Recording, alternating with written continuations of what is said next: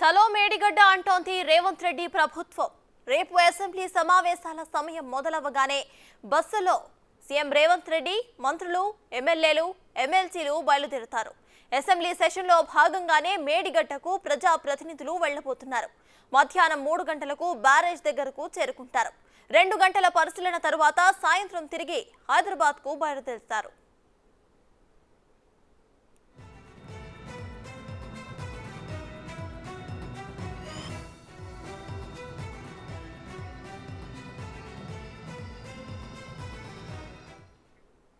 రేపు రేవంత్ సర్కార్ చేపట్టబోతున్న మేడిగడ్డ సందర్శనకు సంబంధించి పూర్తి డీటెయిల్స్ ను మా ప్రతినిధి సాదిక్ అందించడానికి సిద్ధంగా ఉన్నారు. సాదిక్, చెప్పండి, రేపైతే మేడిగడ్డ సందర్శన ఉండబోతున్నట్టు తెలుస్తోంది. సో దీనిపై మీ దగ్గర ఉన్న అప్డేట్స్ ఏంటి?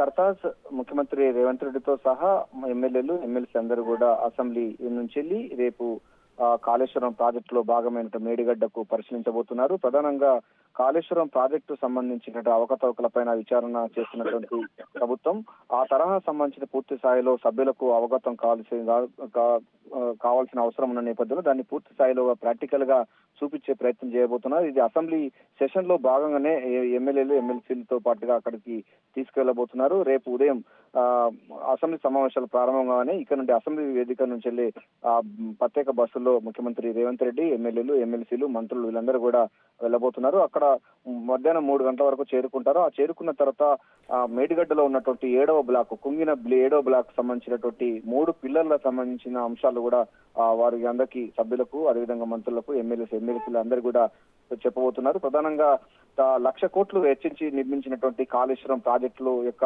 డొల్లతనాన్ని ప్రజలకు వివరించే ప్రయత్నం చేస్తున్నటువంటి రేవంత్ రెడ్డి సర్కార్ ఆ సంబంధించినటువంటి విషయాలపైన ఇప్పటికే మొత్తం అసెంబ్లీ వేదికగా కృష్ణా నదీ జలాల్లో జరిగినటువంటి గత ప్రభుత్వాల నిర్వాహకం ఏ విధంగా ఉంది, తద్వారా దక్షిణ తెలంగాణకు ఎట్లా ఎడారిగా మారిందనే విషయాన్ని స్పష్టం చేసినటువంటి రేవంత్ రెడ్డి సర్కార్ ఇందుకోసం పవర్ ప్రజెంటేషన్ కూడా ఇచ్చింది. అయితే ఈ గోదావరి నది మీద నిర్మించినటువంటి కాళేశ్వరం ప్రాజెక్టులో భాగమైన మేడిగడ్డ, అన్నారం, సుందిల్లా ప్రాజెక్టు పాటు కన్నేపల్లి పంప్ హౌస్ సంబంధించింది గత వర్షాకాలంలో కొట్టుకుపోయిన సందర్భం ఉన్న నేపథ్యంలో వీటన్నిటి కూడా ప్రాక్టికల్ గా చేసి 1,00,000 కోట్ల సంబంధించినటువంటి ధనాన్ని ఎట్లా దుర్వినియోగపరిచారు, కమిషన్ల కోసం ప్రాజెక్టులు ఎట్లా నిర్మించారు, ఆ తర్వాత జరిగిన పరిణామాలన్నింటినీ కూడా ఒక ప్రాక్టికల్ మెథడ్ గా ఒక మునుపెన్న లేని విధంగా రేవంత్ రెడ్డి సర్కార్ ఈ సభ్యులకు అందరికీ చూపించే ప్రయత్నం చేయబోతుంది.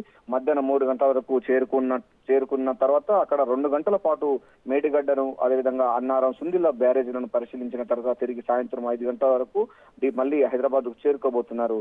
Sartaj. Right, thank you Sadiq.